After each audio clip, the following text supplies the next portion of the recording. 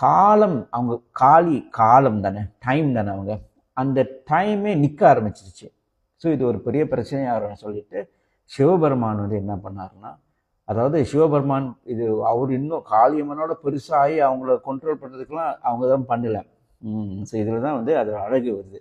சிவபெருமான் ஒரு சின்ன ஒரு பேபியாக பிறந்து உருவாகி அந்த போருக்கு நடுவில் அழுவுற சத்தம் கேட்குது அவங்களுக்கு. ஸோ காளியம்மனுக்கு வந்து அவங்களுக்கு கண்ட்ரோல் பண்ண முடியாமல் ஆடிட்டு இருக்காங்க. நீங்கள் நல்லா யோசிச்சு பாருங்க, அதெல்லாம் ரத்தமாக இருக்கும், அசுரம்லாம் செத்து கிடக்குறாங்க, தலைப்பதி ஒரு இடம், கால் ஒரு பக்குது, நடுவுற அழகான ஒரு க்யூட்டாக ஒரு பேபி உட்காந்து அழுவுது. அப்போ காளியம்மனுக்கு வந்து அந்த டைமில் ஒரு சின்ன ஒரு பாஸ் நின்றுட்டு அந்த பேபியை கையில் எடுத்துட்டு நிற்கிறாங்க. அப்போ இதில் என்னன்னா, இல்லை அப்போ இன்னொரு விஷயம் நான் சொல்ல மறந்துட்டேன். அவங்க நெத்தியிலிருந்து பிறக்கும்போது காளி, அவங்க வந்து அந்த அந்த அந்த ஆத்திரத்தில் இருந்து, அந்த அகங்காரத்தில் வந்து அவங்க வந்து ஆடுறாங்களே, அதுக்கு பேர் மகாகாளி. அந்த மகாகாளின்னா அந்த வேர்ஷன் தான். ஓகே.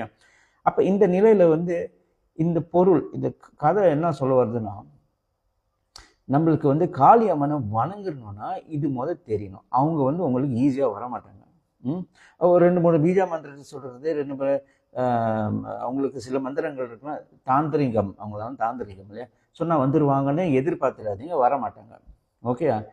ஒரு குழந்தை மாதிரி அம்மாவை நேசிக்கிறது, ஒரு அம்மாவை நேசிக்கிறது தான், அதுதான் அம்மாவோட தன்மை. ஸோ அவங்கள ரீச் பண்ணணுன்னா அப்படின்னு உங்களுக்கு அவங்க தோணுச்சுன்னா, அவங்க மகாகாளி வணங்கணும்னு நினச்சிங்கன்னா ஞாபகம் வச்சுருக்கேன், ஒரு குழந்தை எப்படி அம்மா விரும்புகிறாங்களோ, அம்மா அம்மா அம்மான்னு வராங்களே, ஸ்கூல் முடிஞ்சு வந்தால் ஒரு பிள்ளை ஓடி வராது அம்மா கிட்ட, அந்த மாதிரி இருக்கணும். ஆனால் அவங்க வந்து ரொம்ப ஒரு ஸ்ட்ரிக்டான ஒரு அம்மா.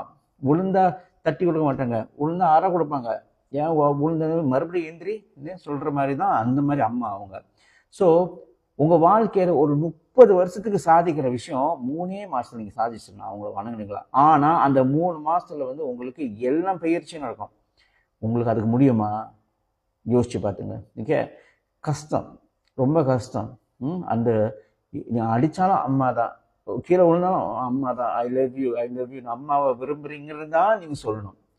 அப்போ உங்களுக்கு அந்த மன உறுதியை கொடுக்கும். மன உறுதியை கொடுத்தா நீங்கள் வாழ்க்கையில் சூப்பர் சார்ஜ், வாழ்க்கையில் எல்லாம் நடக்கும்.